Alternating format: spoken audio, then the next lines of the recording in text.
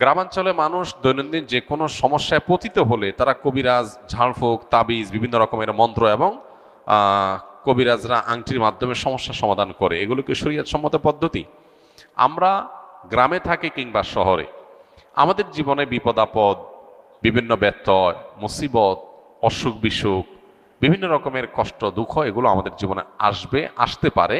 এটা আমাদের জীবনের অংশ। আল্লাহ জীবনকে এভাবেই করেছেন যেখানে সব সুখ দিয়ে ভরা থাকবে না, সুখে দুঃখে ভরা থাকবে। এখন যখন আমাদের কোনো কষ্ট হবে, দুঃখ হবে, অসুখ বিসুখ হবে, বিপদ আপদ হবে, আমাদের একজন মুসলমান হিসাবে প্রধান এবং প্রথম করণীয় হবে আল্লাহর দিকে মনোনিবেশ করা, আল্লাহর কাছে দোয়া করা, সাহায্য চাওয়া। নবীজি সাল্লাল্লাহু আলাইহি সাল্লাম বলেছেন, তোমাদের কেউ তার পায়ের জুতোর ফিতাটাও যদি ছিঁড়ে যায়, সে আল্লাহর কাছে দোয়া করবে। মনে করতে পারি আমরা যে এটা আবার কি এমন বিপদ যের জন্য আল্লাহর কাছে দোয়া করতে হবে। মূলত আমার পায়ের ফিতা ছুটে গেছে, আমি এটা ঠিক করে ফেলতে পারবো হয়তো, তারপর আমি মনে মনে আল্লাহর কাছে দোয়া করবো, আল্লাহ এটা একটা বিপদ হতে পারে আকারে ছোট, আপনি সাহায্য করেন যেন সহজে আমি রিপেয়ার করতে পারি, এটাকে সারতে পারি, ঠিক করতে পারি। এই মেন্টালিটি থাকতে হবে। তাহলে বিপদ আপদে আল্লাহর দিকে মনোনিবেশ করা এটা আমাদের ইমানের গুরুত্বপূর্ণ একটা দাবি। কিন্তু আজকাল বস্তুবাদ আমাদেরকে এমনভাবে গ্রাস করে ফেলেছে, জ্বর হলে, শরীর ব্যথা হলে আমরা নাপা খেলে ভালো হয়ে যায়।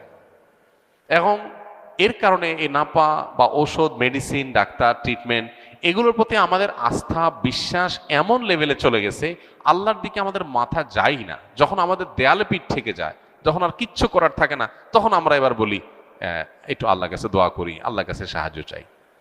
অথচ উচিত হলো যে কোনো বিপদ আপদে আল্লাহর দিকে ধাবিত হওয়া। তাহলে বিপদ আপদে কবিরাজের কাছে যাওয়া না, বিপদ আপদে আল্লাহর দিকে ধাবিত হইতে হবে। এটা হলো প্রথম কথা। এর পাশাপাশি সে বিপদ দূরের জন্য জাগতিক যে স্টেপ আছে, অসুখ হলে ট্রিটমেন্ট করা, ডাক্তারের কাছে যাওয়া, বিপদ আপদ হলে সেটা দূরের জন্য বিভিন্নভাবে চেষ্টা করা, সেটা আমরা করব। পাশাপাশি যদি আপনার রুকিয়া, কোরআন হাদিসের আলোকে ঝাড়ফুঁক করার প্রয়োজন হয়, সেলফ রুকিয়া, নিজের ঝাড়ফুঁক নিজে করবেন। আর না হলে কোনো রাকির শরণাপন্ন হবেন, যিনি কোরআন হাদিসের আলোকে শুধু ঝাড়ফুঁক করেন, এতটুকু। এই কবিরাজ, তাবিজ, কবজ দেওয়া বিপদ আপদে বিশেষ করে, এটা নবী সাল্লাল্লাহু আলাইহি ওয়াসাল্লামের সুন্নাহ বিবর্জিত কাজ। এটা নবী সাল্লাল্লাহু আলাইহি ওয়াসাল্লামের কোনো সুন্নাহ না।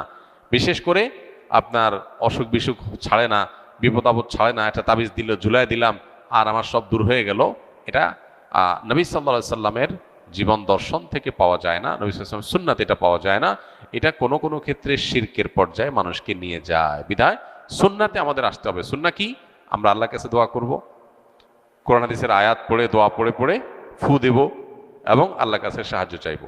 এটাই হলো সুন্নাহ পদ্ধতি। আল্লাহ আমাদের